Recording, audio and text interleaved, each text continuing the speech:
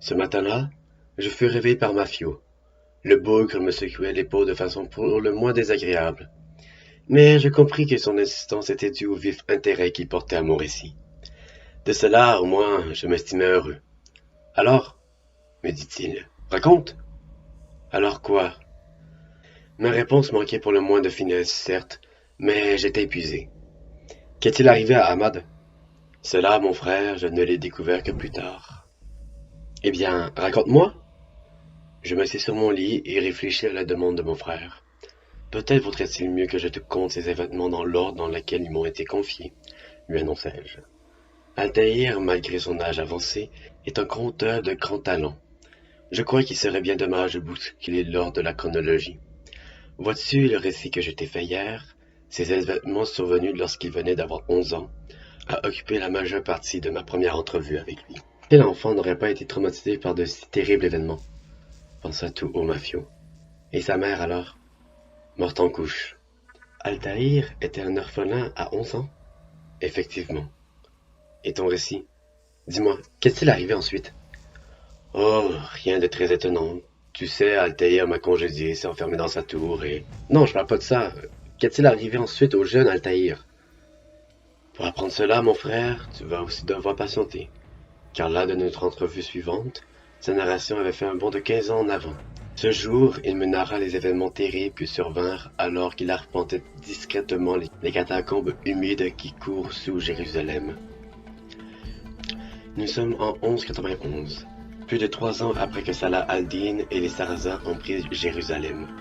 En réponse, les chrétiens hérités, emportés, ont imposé lourdement leur peuple afin de financer la troisième croisade.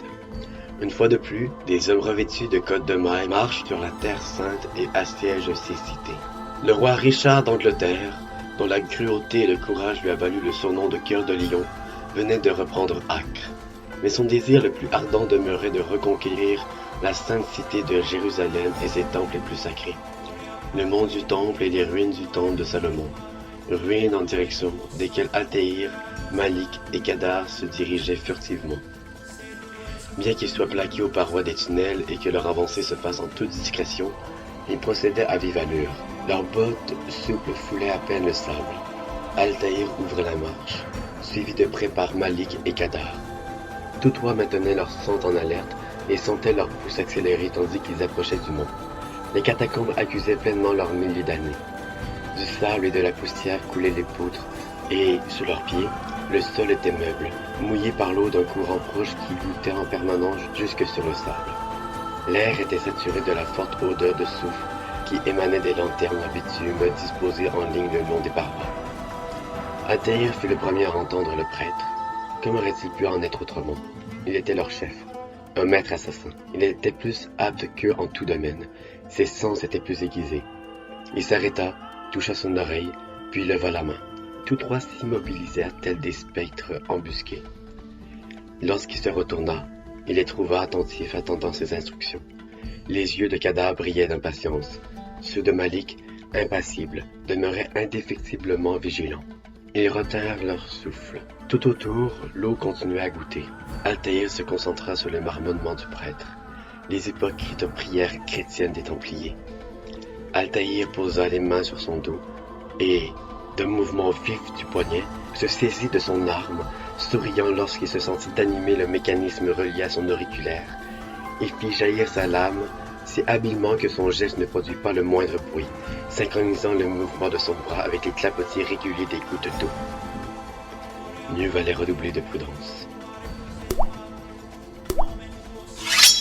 Il ramena ses armes devant lui, et, dans sa main gauche, la lame appelant le sang scintilla à la lumière dansante des torses. Altaïr se plaqua contre la paroi du tunnel, avança furtivement, se pencha légèrement jusqu'à ce qu'il aperçoive, un peu plus loin, le prêtre agenouillé.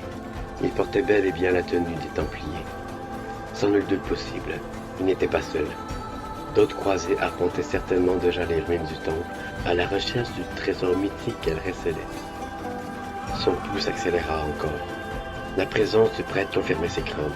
Le fait que Salah al-Din se soit emparé de la ville ne suffisait pas à éroder la détermination des hommes à la Croix-Rouge. Eux aussi avaient affaire au mont du temple. Quelles étaient leurs motivations exactes? Altaïr comptait bien le découvrir, mais avant cela, il devait se charger du prêtre. Recroquevillé à en frôler presque le sol, il vint se placer derrière l'homme à genoux qui continuait à prier, inconscient de l'imminence de son trépas, transférant son poids sur son pied d'appui, fléchissant peu à peu le genou. Altaïr revela sa lame, inclinant son poignet vers l'arrière, prêt à frapper. « Attends !» souffla Malik, toujours en retrait. « Il y a d'autres moyens. Nous n'avons pas besoin de le tuer. » Altaïr ne prêta pas attention à son compagnon et, dans un mouvement fluide et rapide, saisit de la main droite l'épaule du prêtre, tandis que, de la gauche, il enfonça la pointe de sa lame dans sa nuque, entre le crâne et la première vertèbre, mutilant sa colonne vertébrale. Le prêtre n'eut pas même le temps de crier. La mort le faucha presque instantanément. Presque. Son corps tressaillit puis se crispa, mais Altaïr le maintient fermement. Un doigt posé sur sa carotide, il sentait la vie de l'homme le quitter rapidement. Lentement, le corps s'apaisa, et Altaïr le laissa choir sans un bruit sur le sol. Le prêtre gisait là, secrète fontaine de sang couvée par le sable. Le meurtre avait été rapide, inaudible, mais lorsque Altaïr rétracta sa lame, il vit le regard accusateur que lui lançait Malik. Il lui sourit dédaigneusement, comme pour lui reprocher sa faiblesse. Le frère de Malik, Kadar, contemplait en revanche le cadavre du prêtre, les yeux pleins d'admiration et d'étonnement. Un assassinat admirable, lâcha-t-il le souffle coupé. Le destin sourit à ta lame. Pas le destin, se vanta Altaïr. Le savoir-faire. Observe encore un peu, et peut-être apprendras-tu quelque chose. Tout en prononçant ces mots, Altaïr avait fixé son regard sur Malik, et vu les yeux de l'assassin s'embraser rageusement. Jaloux qu'il était du respect que son frère éprouvait pour Altaïr. Sans surprise, Malik retourna vers Kadar. « Ce qui est certain, c'est que tu apprendras à cracher sur tout ce que le maître nous a enseigné. » Altaïr sourit de nouveau avec dédain. « Et comment t'y serais-tu pris, dis-moi? » « J'aurais tout fait pour ne pas attirer l'attention sur nous, et, plus que tout, je n'aurais pas pris la vie d'un innocent. » Altaïr soupira. « Peu importe la façon dont nous accomplissons notre tâche, Malik. Seul importe notre succès. Ce n'est pas la voie que nous a enseignée. Ma voie est bien plus efficace. » Les deux assassins se défièrent du regard quelques instants. L'humidité et le froid du tunnel ne suffirent pas à dissimuler à Altaïr l'insolence et le ressentiment qui couvaient dans les yeux de Malik. Il devrait en tenir compte à l'avenir. Le jeune Malik était son futur ennemi.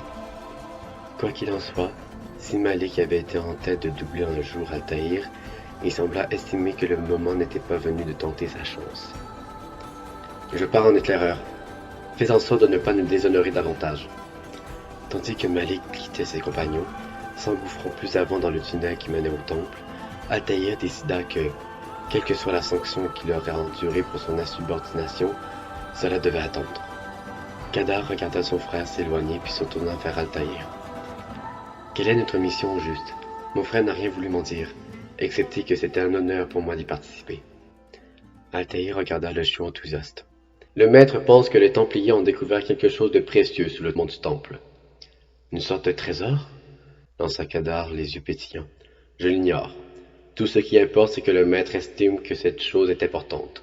Sans cela, il ne m'aurait pas demandé de la récupérer. » Kadar acquiesça, et, sur un geste d'Altaïr, fit la rejoindre son frère, laissant le maître assassin seul dans le tunnel.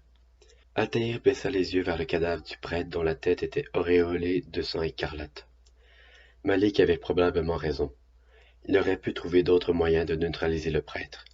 Le Templier n'avait pas à mourir. Altaïr l'avait tué parce qu'il l'avait pu.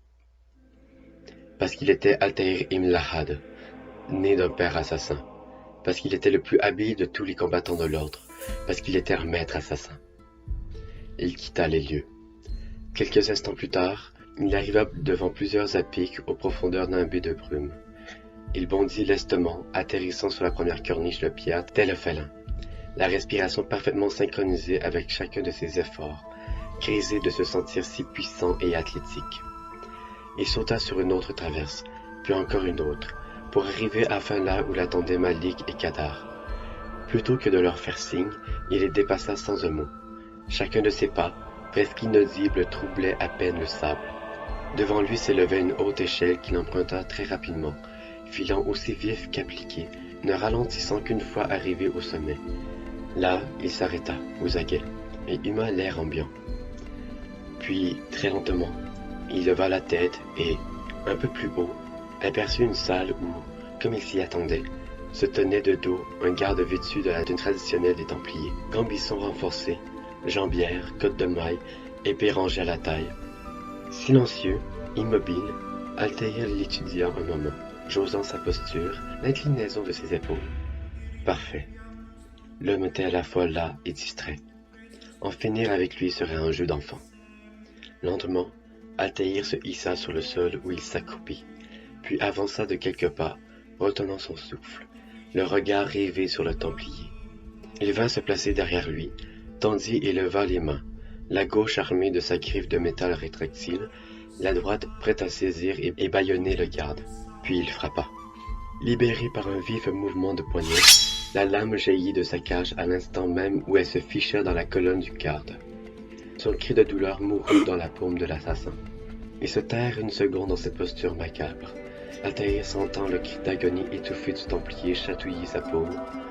Le corps du garde s'effondra et Altaïr le déposa délicatement sur le sol, s'accroupissant pour fermer ses paupières. Le Templier avait payé cher son manque de vigilance, pensa l'assassin.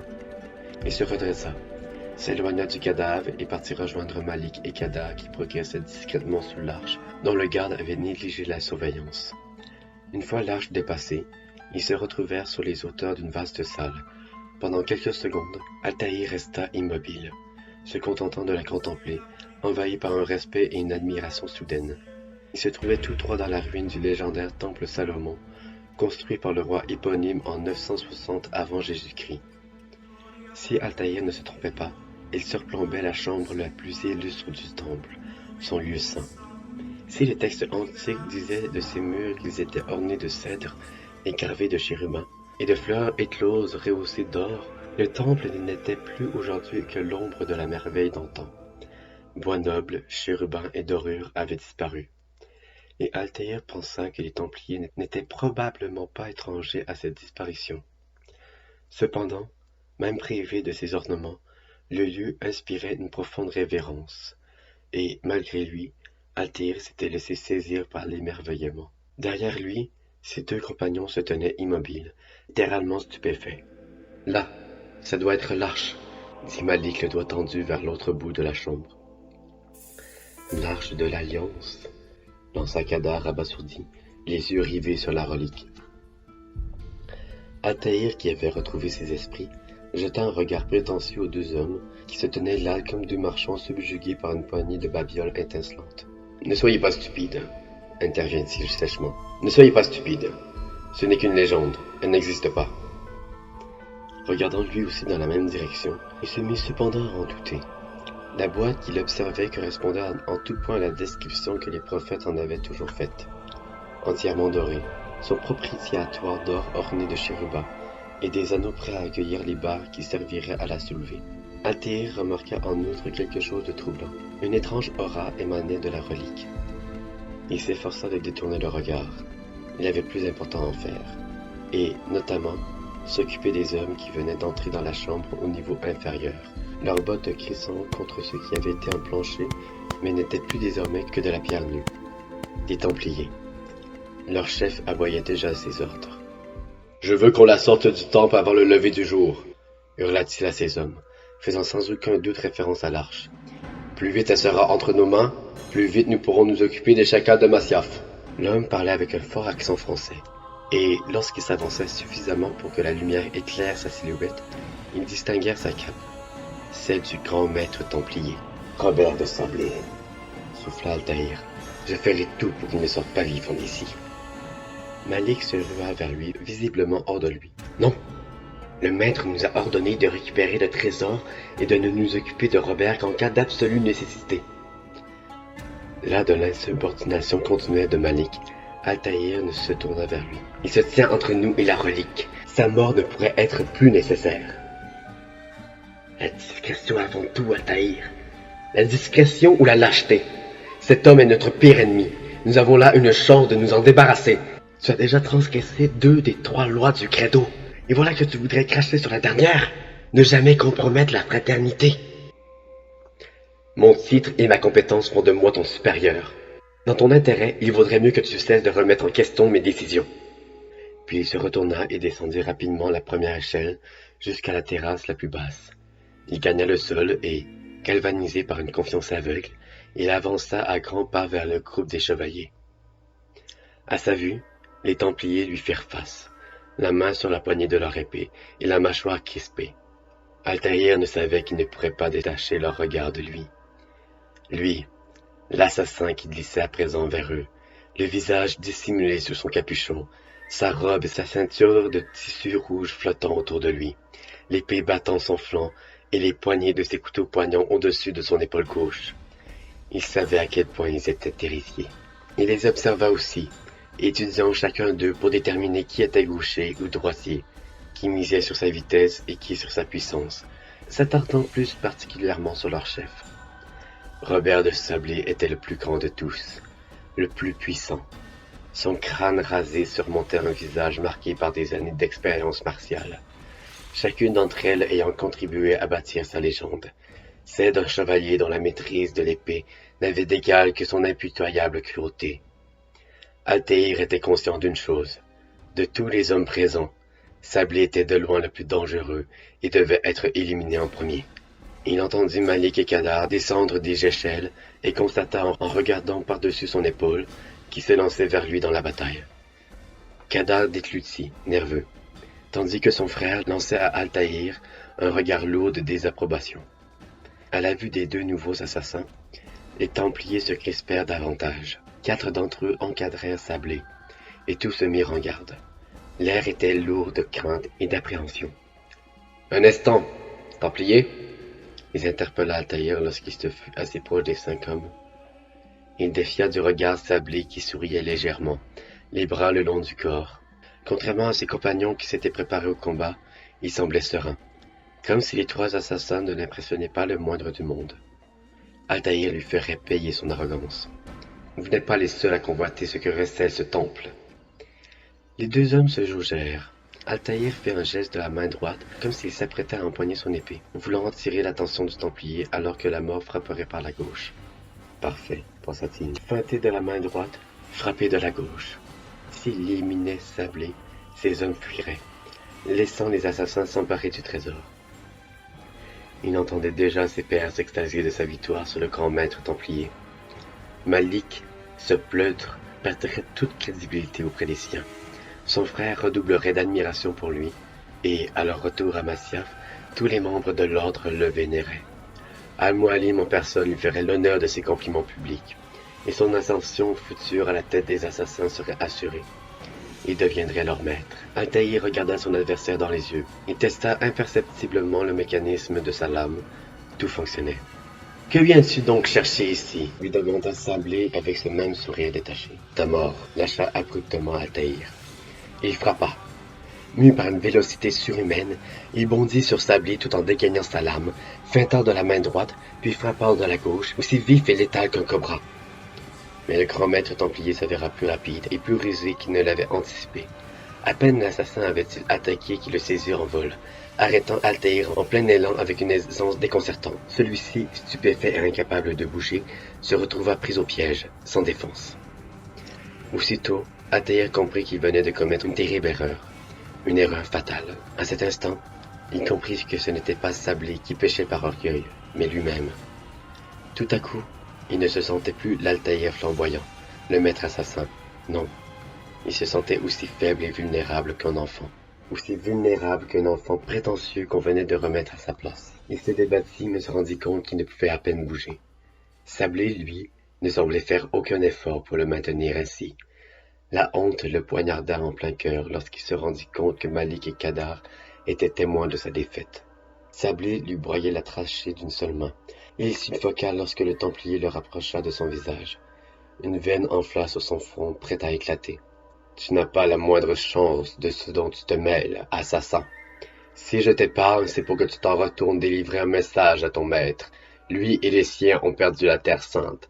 Ils devraient fuir tant qu'il y en ait encore la possibilité. S'il reste, vous mourrez jusqu'au dernier. » Altaïr toussa et cracha. Sa vision périphérique commençait à se troubler, menaçant de tomber à tout instant dans l'inconscience. Il luttait, tandis que Sablé le manipulait avec autant d'aisance qu'avec un nouveau-né. Soudain, le Templier le projeta contre la paroi de la chambre. Altaïr passa au travers de la roche millénaire et atterrit de l'autre côté, dans le vestibule, où il resta étourdi quelques secondes, incapable de bouger. Il entendit les charpentes s'effondrer et les colonnes massives de la chambre s'abattre sur le sol. Il leva la tête pour apercevoir que le Templier lui était désormais inaccessible. De l'autre côté, se mêlant aux cris des combattants, il entendit Sablé hurler. « Aux armes, Templiers! Tuez les assassins! » Il se releva maladroitement et se rua vers les décombres qu'il tenta de repousser pour se frayer un passage vers la salle condamnée. Consumé par la honte, impuissant, il entendit les hurlements de Malik et Kadar, des cris d'agonie. La tête basse, il se retourna, se dirigea vers la sortie du temple. De là, il amorçait son voyage de retour vers Masyaf, où il informerait le maître des tragiques événements survenus à Jérusalem. Il informerait de son échec, lui avouerait que lui, l'illustre Altaïr, ne s'était pas simplement couvert d'opprobre, mais qu'il avait aussi déshonoré l'ordre tout entier. Lorsqu'il émergea enfin des profondeurs du mont du Temple, ce fut sous un soleil étincelant, un cœur d'une Jérusalem fourmillante de vie. Lui-même ne s'était pourtant jamais senti si seul.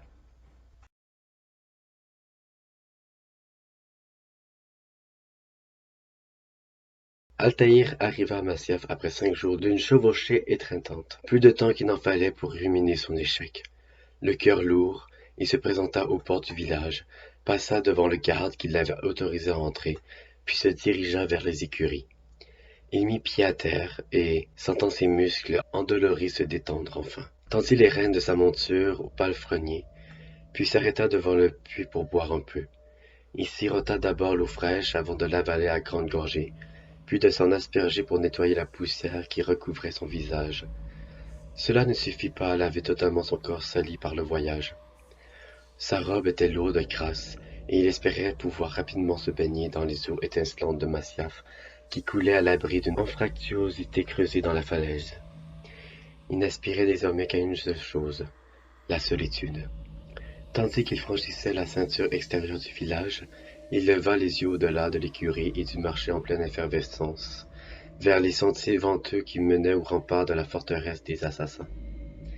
C'était là que s'entraînaient et vivaient les membres de l'ordre, sous l'égide d'Al-Mualim, dont les appartements se trouvaient au centre des tours byzantines de la citadelle. Souvent, on l'apercevait qui scrutait les alentours depuis sa fenêtre, perdu dans ses pensées. Et c'est ainsi qu'Altaïr se l'imaginait à cet instant, le regard posé sur le village. Ce même village baigné de soleil qui fourmillait de vie et d'activité. Ce village d'où, 10 jours auparavant, Altaïr était parti pour Jérusalem accompagné de Malik et Kadar. Ce village qu'il pensait regagner en héros triomphant. Jamais, même assailli par ses doutes les plus noirs, il n'avait imaginé faillir un jour. Et pourtant, tandis qu'il traversait le marché moucheté de lumière, un assassin le héla. Il se redressa, relevant dignement la tête, tentant de faire revivre en lui l'illustre assassin qui avait quitté Masyaf, plutôt que l'inconscient qui revenait les mains vides. Rof l'avait interpellé. Altaïr se sentit son cœur se serrer davantage, si cela était seulement encore possible, ce dont il doutait. De tous ceux qui auraient pu se retrouver là pour l'accueillir, il avait fallu que ce soit Rof, lui qui vénérait Altaïr tel un dieu. De toute évidence, le jeune homme l'avait attendu, trompant l'ennui près d'une fontaine murale. Il s'était relevé d'un bond, les yeux grands écarquillés et illuminés par l'enthousiasme, inconscient de l'aura de défaite dont Altaïr se sentait prisonnier. « Altaïr, tu es de retour !» Rof exultait comme un chiot qui venait de retrouver son maître. Altaïr acquiesça lentement. Il regarda un vieux marchand qui se rafraîchissait à la fontaine, derrière Rof, avant de saluer une femme plus jeune qui arrivait, les bras chargés d'une vase ornée de gazelles qu'elle posa sur le muret qui saignait le bassin. Ils entamèrent une conversation. La femme gesticulait joyeusement. Altaïr se prit à l'envier, à les envier tous les deux. « Content de te retrouver sain et sauf, » poursuivit Rof. « Je suppose que ta mission était un franc succès. » Altaïr ne répondit pas, captivé par l'heureux couple de la fontaine. Il était trop difficile de croiser le regard du jeune homme. Le maître se trouve-t-il dans sa tour? Demanda-t-il enfin. Oui, oui, bien sûr. Roth plissait les yeux, comme pour tenter de deviner ce qui n'allait pas chez Altaïr. Le nez dans ses livres, comme toujours. Nul doute qui t'attend avec impatience. Merci, mon frère. Sur ces mots, Altaïr quitta Roth et les villageois qui discutaient près de la fontaine pour se diriger au-delà des étals couverts, des bancs et des charrettes remplies de foin, foulant le pavé jusqu'à ce que le sol aride et poudreux se change en pente abrupte parsemée de touffes d'une herbe assoiffée que le soleil, implacable, rendait trop fragile. Au sommet trônait la citadelle. Jamais il n'avait senti l'ombre du fort peser ainsi sur lui. Il s'en rendit compte que, malgré lui, il serrait les poings, tandis qu'il traversait le plateau où les gardes de la place forte l'avaient salué, la main posée sur la poignée de leur épée, toujours en alerte. Il atteignit enfin la voûte imposante qui menait à la barbacane, et son cœur se serra de nouveau lorsqu'une silhouette familière se dessina devant lui. Abbas. L'homme se tenait sous une torche qui chassait le peu d'obscurité de la voûte. La tête nue, les bras croisés, l'épée au fourreau, il attendait là, adossé à la sombre paroi de pierre. Altaïr s'arrêta, et pendant quelques secondes, les deux assassins s'observèrent. Autour d'eux, quelques villageois s'affairaient, insouciants de l'inimité renaissance qui émanait de leur confrontation silencieuse. Ils avaient été frères autrefois. Ce lointain passé était désormais révolu. Un sourire moqueur se dessina lentement sur les lèvres d'Abbas. « Ah, il est enfin de retour !» Il regarda ostensiblement par-dessus l'épaule d'Altaïr. « Où sont les deux autres? Les aurais-tu sommés pour être le premier à jouir de l'accueil des héros? Je sais que la gloire est une chose que tu répugnes tout particulièrement à partager. » Altaïr ne réagit pas à sa pique.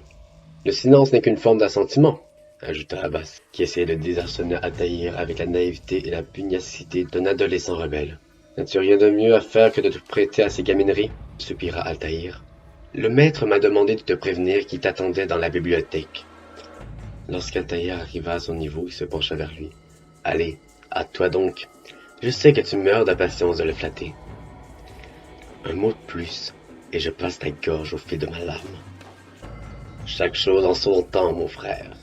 Chaque chose en son temps. Altaïr le bouscula de l'épaule et poursuivit son chemin jusque dans la tour. Puis sur le chemin d'entraînement, avant d'arriver devant la porte qui menait à la tour d'Al-Mualim, les gardes baissèrent la tête à son approche, l'honorant du respect dû au maître assassin.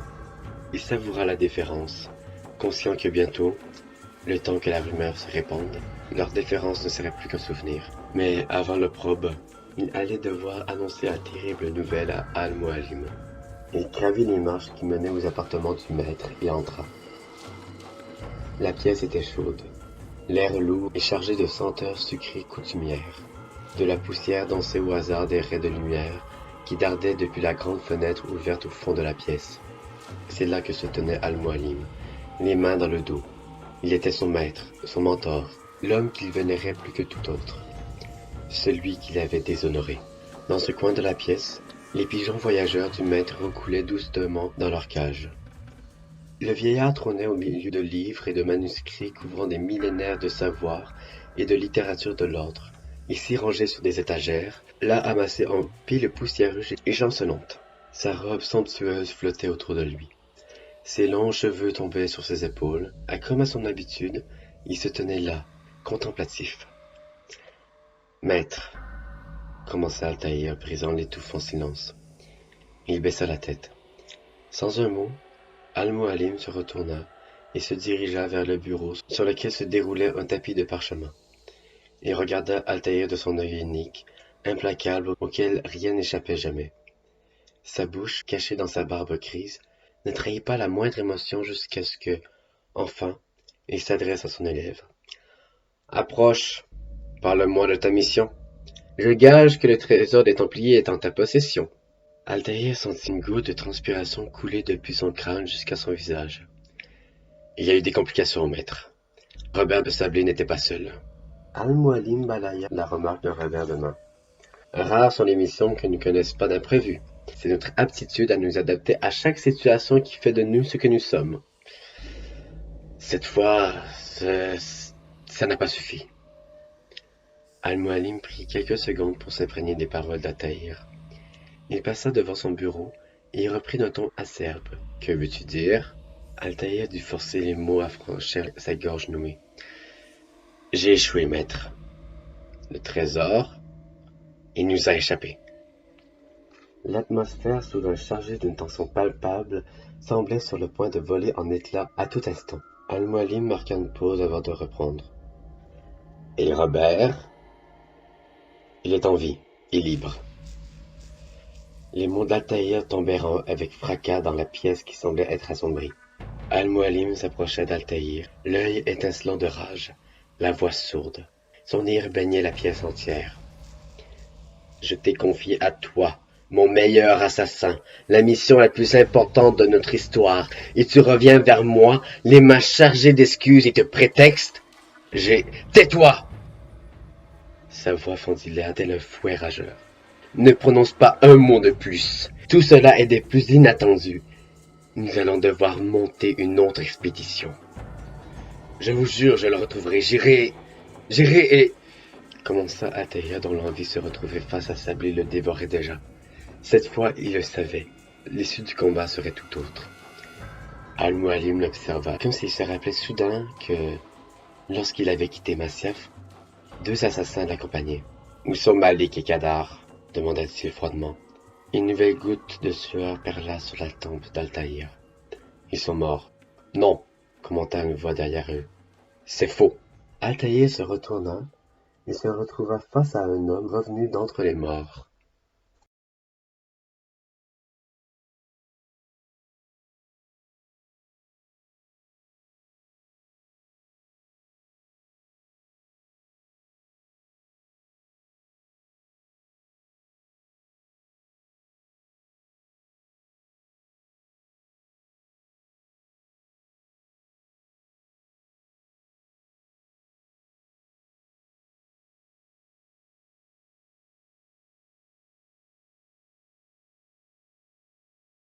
Malik se tenait là, à l'entrée de la chambre du maître, chancelant, blessé, le corps en sang. Une tache écarlate maculait sa robe autrefois blanche au niveau de son bras gauche, qui semblait grièvement blessé, recouvert d'une croûte durcie d'un sang sombre et desséché. Il pendait sans vie le long de son flanc. Il entra en claudiquant, et son épaule meurtrie s'affaissa encore une fois. Si son corps semblait dévasté, son esprit, lui, était encore des plus vivaces. Ses yeux brûlaient de colère et de haine, une haine si intense qu'Altaïr manqua d'en tomber à la renverse. « Moi, je suis encore en vie !» grogna Malik. Fiché dans ceux d'Altaïr, ses yeux injectés de sang débordaient de reproches et de fureur. « Et ton frère ?» demanda Al-Mualim. Malik secoua la tête. « Mort. » Son regard tomba un bref instant sur le sol de pierre, puis, mu par un soudain élan de fureur, il releva la tête, plissa les yeux et leva un doigt tremblant vers Altaïr. « Par ta faute !» siffla-t-il. « Robert m'a éjecté hors de la pièce !» répondit pitoyablement Altaïr. Même à ses propres oreilles, son excuse paraissait ridicule, particulièrement à ses propres oreilles. « Je n'avais aucun moyen de revenir, je n'ai rien pu faire. Je t'avais mis en garde, mais tu n'as rien voulu entendre, » hurla Malik, la voix éraillée. « Tout cela aurait pu être évité, et mon frère serait encore vivant. Ton arrogance aurait pu compromettre notre mission. »« Aurait pu ?» demanda Al-Mualim plein de retenue. Malik reprit son calme et acquiesça avec un sourire spectral. Un sourire adressé à Altaïr, tandis qu'il faisait signe à un autre assassin de les rejoindre. Ce dernier entra. Il portait une boîte posée sur un plateau doré. « J'ai avec moi ce que votre protégé a été incapable de vous rapporter, » dit Malik. Sa voix était lasse et son corps fourbu, mais rien ne pouvait lui cacher la valeur particulière à cet instant de victoire face à Altaïr.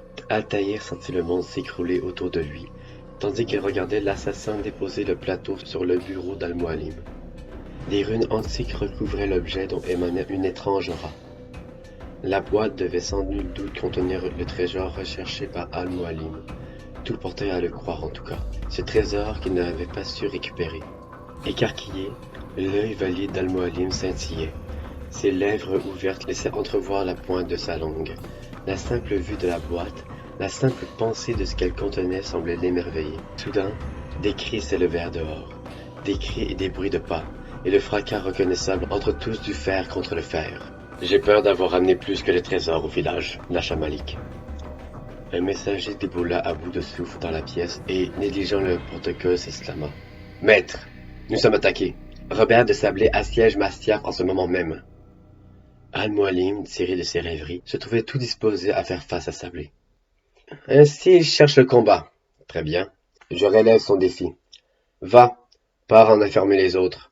La forteresse doit être prête à les accueillir. » Il se tourna alors vers Altaïr, le regard brûlant de colère. « Quant à toi, Altaïr, nous reprendrons plus tard cette discussion. Rends-toi au village sur le champ et débarrasse-nous de ces envahisseurs. Bouche-les hors de notre foyer. »« Ça sera fait, » répondit Altaïr, qui ne put s'empêcher de ressentir du soulagement malgré l'urgence de la situation. D'une certaine façon, l'attaque du village était préférable pour lui à la douloureuse humiliation qu'il venait de subir. À Jérusalem, il s'était déshonoré. À Masyaf, il avait une chance de se racheter.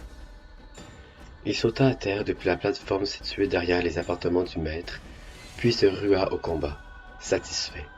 Tandis qu'il traversait en courant le terrain d'entraînement, puis empruntait les portes principales, il se demandait si périr ici satisferait son ardent désir de fuite. Serait-ce une mort digne? Une mort héroïque et honorable? Serait-ce suffisant pour acheter sa faute? Il sortit sa lame de son fourreau.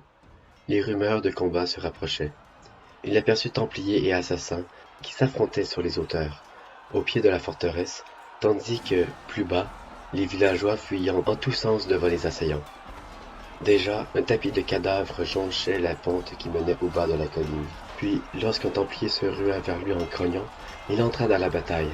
Il laissa libre cours à son instinct de combattant, brandit son épée en direction du chrétien qui fonçait sur lui avec férocité. Le glaive du Templier s'abattit sur la lame d'Altaïr dans un tonnerre d'acier. Mais Altaïr l'attendait, très stable, les jambes écartées dans une posture parfaite. Il fut à peine ébranlé par l'attaque, tirant parti du poids de l'arme de son adversaire et dévia sa lame. L'espace d'une seconde, le bras du Templier vola en arrière, une seconde qu'Altaïr ne manqua pas d'exploiter pour s'élancer vers le malheureux et enfoncer son épée dans son ventre. Le chrétien s'était rué sur lui, convaincu de pouvoir le terrasser aussi facilement qu'il avait massacré les villageois. Il s'était fourvoyé. L'acier fiché dans ses entrailles, il cracha une gerbe de sang, écarquilla les yeux de surprise et de douleur lorsque Altaïr leva sa lame pour l'éventrer. Puis il s'écroula, et ses intestins se déversent sur le sol poussiéreux. L'assassin luttait désormais frénétiquement, insufflant sa frustration dévorante dans chacun de ses coups comme si le sang de ses adversaires allait lui permettre d'obtenir sa rédemption. Le Templier suivant échangea avec lui quelques passes. Il tenta de raffermir sa position lorsque Altaïr le repoussa, se mit en posture défensive, tentant désespérément de parer des frappes redoublées de l'assassin. Il sentit la mort arriver, et la peur lui arracha des larmes. Altaïr feinta, tournoya, et sa lame taillada la gorge du chrétien. Une fontaine de sang jaillit de l'ouverture payante et souilla la tenue du Templier d'un karma semblable à celui de la croix qui barrait sa poitrine. L'homme tomba à genoux puis s'effondra face contre terre, tandis qu'un autre combattant se ruait sur Altaïr. Le soleil illuminait la lame de son glaive au-dessus de sa tête. Altaïr se décala instinctivement et plongea l'acier de son arme dans le dos de son assaillant, tout entier. Le corps du soldat se raidit, empalé sur la lame qui dépassait de son plastron. Le Templier voulait hurler, mais aucun cri ne put s'échapper de ses lèvres. Altaïr le laissa tomber sur le sol, accompagnant sa chute, puis retira sa lame de la dépouille mortelle. Deux soldats l'attaquèrent de concert, pensant que la force du nombre leur permettrait de venir à bout d'Altaïr, mais c'était sans compter sur la colère de l'assassin qui avait abandonné son habituel flegme glacial au profit d'une rage enflammée. La rage de ces guerriers ne font que faire de leur propre vie, les guerriers les plus dangereux de tous. Autour de lui, Altaïr vit les cadavres toujours plus nombreux des villageois que les Templiers avaient passés au fil de leurs lames. Sa haine et la puissance de ses coups grandirent encore. Les deux soldats victimes de son arme se tordaient déjà à ses pieds. Mais les chevaliers arrivaient toujours plus nombreux. Villageois et assassins coururent vers le sommet de la colline, d'où Altaïr l'apercevait. Abbas leur ordonnait de rejoindre la citadelle. « À l'assaut de la forteresse païenne !» hurla un chevalier comme pour lui répondre. Le chrétien qui courait en direction d'Altaïr faucha la vie d'une villageoise en fuite. « C'est la guerre que veulent les assassins, ils vont la boire !» Altaïr projeta violemment son épée dans la gorge du chrétien dont le dernier mot se perdit dans un gargouillis visqueux. Derrière les villageois et les assassins qui se repliaient surgissement des vagues grandissantes des Templiers, Altaïr se tint immobile quelques secondes. Le moment était-il venu pour lui de livrer sa dernière bataille? De périr en protégeant son peuple et de fuir ainsi la honte qui lui servait de geôle? Non. Il savait pertinemment qu'il n'avait aucun honneur à mourir en vie. Il se retourna et courut derrière les siens qui battaient en retraite vers la place forte. Il franchit les pentes massives sur le point de se refermer. Il se retourna pour faire face au carnage et contempler la beauté de Masyaf souillée par les cadavres ensanglantés des villageois, des soldats et des pères. Il examina sa robe. Elle était maculée de sang templier, mais lui-même était indemne. « Altaïr !» Le cri le ramena violemment à la réalité. C'était Rof une fois encore. « Par ici !» Une fatigue soudaine pesa sur ses épaules. « Où allons-nous ? Une surprise attend nos invités.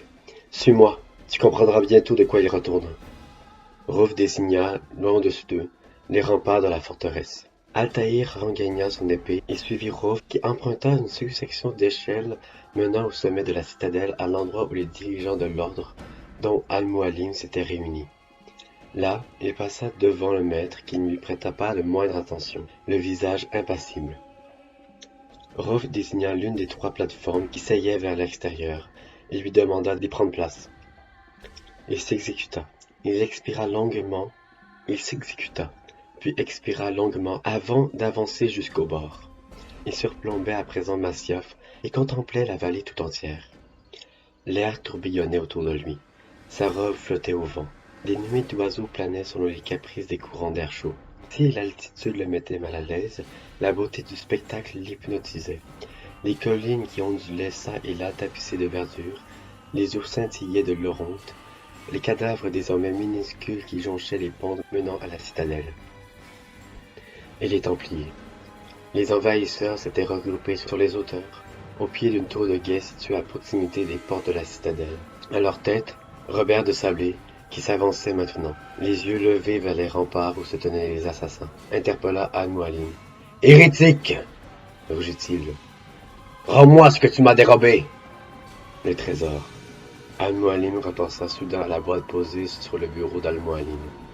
Ce coffret dont semblait émaner une mystérieuse aura. « Cette réplique ne t'appartient pas, Robert !» répondit Al-Mualim, dont la voix résonna dans la vallée.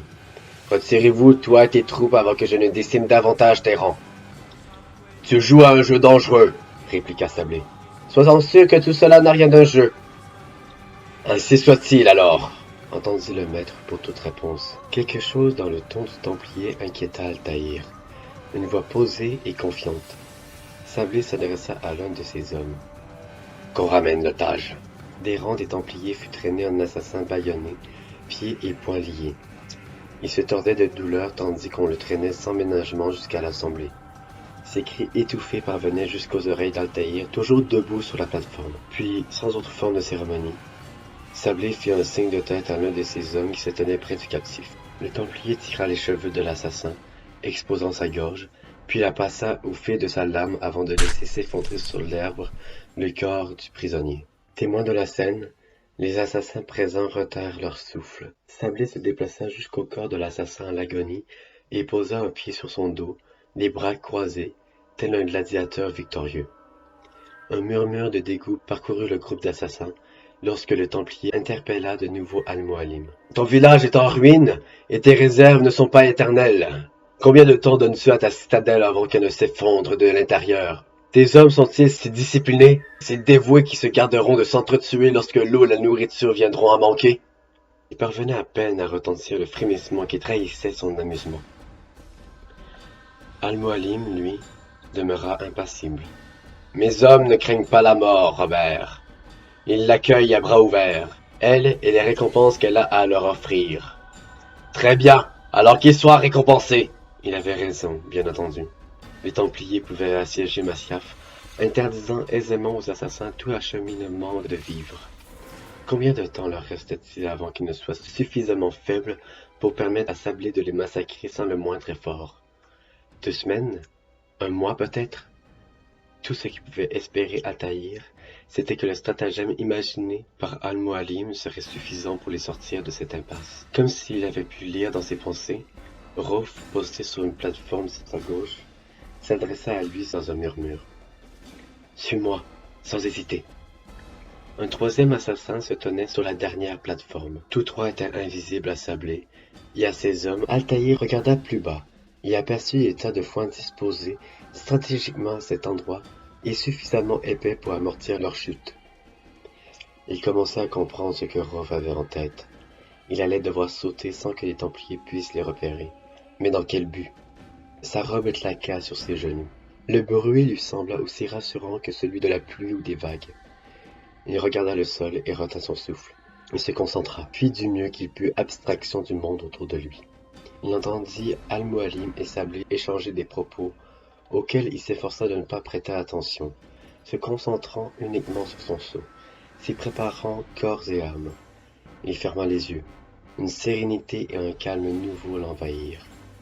Maintenant, lâcha Rauf qui plongea, suivi par l'autre assassin. Vint le tour d'Altaïr. Il sauta. Le temps suspendit son vol. Il chutait, les bras ouverts de toute leur envergure, le corps détendu et gracieusement arqué. Il savait son saut parfait, et la plénitude qu'il ressentait lui donna l'impression d'avoir quitté son propre corps, et atterri dans le foin avec l'excellence dont ne pouvait faire preuve qu'un assassin de grand talent. Rauf aussi. Ce ne fut pas le cas du troisième homme dont la jambe se brisa dans un claquement sec. Celui-ci hurla, et Rauf se rua vers lui pour le faire taire. Les Templiers ne devaient pas les entendre. Ils devaient être convaincus, si tant est qu'ils les avaient remarqués, qu'ils avaient péri dans leur chute. Rauf se retourna vers Altaïr. « Je vais rester ici et m'occuper de lui. Tu vas devoir poursuivre seul. Ces cordes te guideront jusqu'au piège. Amorce-le et fais pleuvoir l'enfer sur nos ennemis. » Bien sûr, Altaïr comprit enfin ce qui se tramait. L'espace d'un instant, il se demanda comment les assassins avaient pu installer un piège sans qu'il en soit averti. Combien d'autres visages de la fraternité demeuraient pour lui secrets. Il progressa lestement le long des cordes qui filaient au-dessus du vide, traversant le défilé en sens inverse jusqu'à la falaise située à l'arrière de la tour de guet.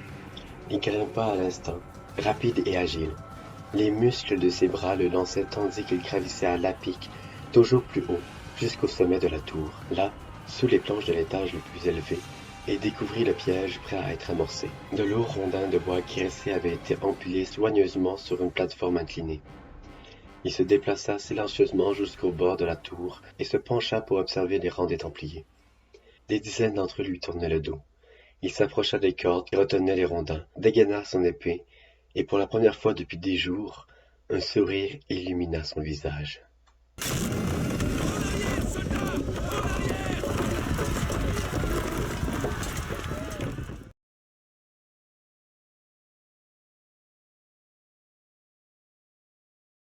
Quelques heures plus tard, les assassins se trouvaient rassemblés dans la cour, savourant leur victoire.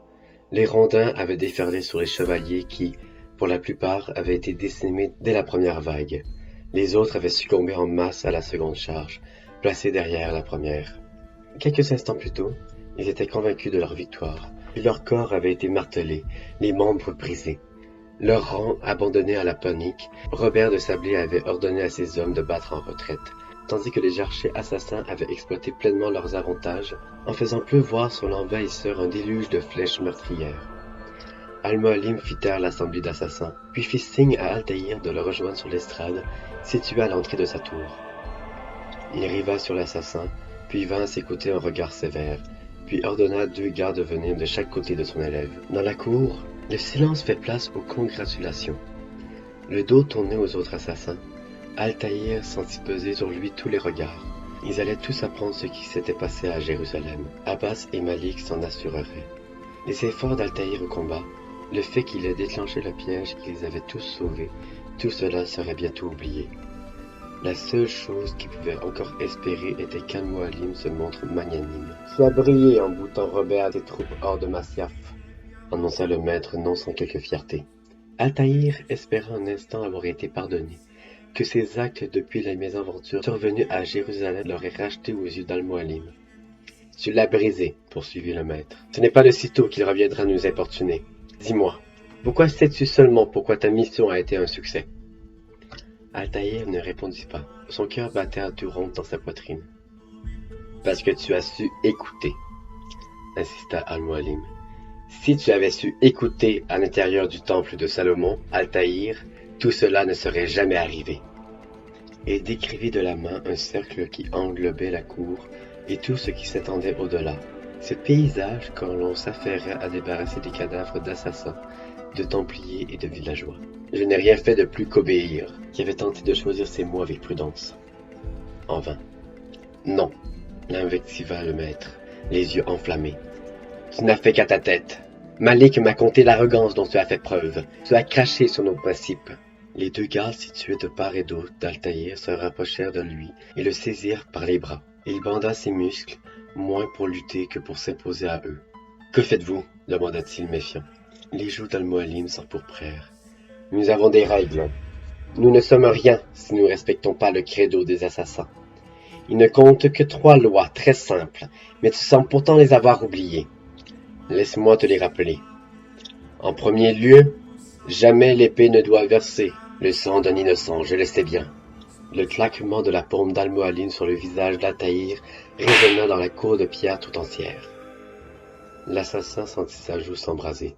« Et tiens ta langue tant que je ne t'ai pas autorisé à t'en servir, » rugit Al-Mualim. « Si cette règle t'est si familière, pourquoi as-tu ôté la vie de ce vieil homme à Jérusalem? C'était un innocent. Rien ne justifiait qu'on l'assassine. » Altaïr se tut. Qu'aurait-il pu dire d'ailleurs? J'ai agi sans réfléchir? J'ai tué ce vieillard dans un excès d'orgueil? Ton insolence ne connaît aucune limite, hurla Al-Mualim. Instille un peu d'humilité dans ton cœur, ou je jure de l'arracher de mes propres mains. Il marqua une pause, maîtrisant quelque peu sa colère. La deuxième règle du credo est celle dont nous tenons notre force, poursuivit-il. L'assassin doit être discret de tous ses faits et gestes, que la foule soit notre meilleur déguisement. T'en souviens-tu? Car si j'en crois ce que l'on m'a rapporté, tu as choisi de t'exposer au grand jour, en attirant l'attention sur toi avant de frapper. Altaïr resta silencieux. Il sentait la honte dévorer ses entrailles. Quant à notre troisième et dernière règle, ajouta Al-Mualim, celle qui marque la plus humiliante de tes trahisons, les actions ne doivent jamais compromettre la fraternité. Cela me semble limpide. Jamais les actes de l'un d'entre nous ne doivent mettre à mal notre ordre, directement ou indirectement. Pourtant, ton égoïsme dans les tréfonds de Jérusalem nous a mis en grand danger. Pire encore, tu as mené l'ennemi jusqu'à notre foyer. Tous ceux qui ont péri aujourd'hui ont péri par ta faute. Altaïr ne pouvait se résoudre à croiser le regard du maître. Sa tête était toujours penchée, et sa joue brûlante de la gifle dont il l'avait puni. Mais lorsqu'il entendit Al-Mualim sortir sa dague de son fourreau, il ne put s'empêcher de lever les yeux vers son mentor. « Cela m'attriste plus que tu ne peux l'imaginer, crois-moi, » dit Al-Mualim. « Mais je ne peux me permettre de laisser vivre traître. Non, tout sauf mourir en traître. » Il écarquilla les yeux lorsqu'il les posa sur la lame que le maître tenait dans sa main. Cette main qui l'avait guidé depuis son enfance. « Je ne suis pas un traître, » parvient-il à articuler. « Tes actes nous ont prouvé le contraire. Tu ne me laisses pas le choix. » Al-Mualim prépara sa dague. « Va en paix, Altaïr. » Puis il plongea dans le ventre du jeune homme.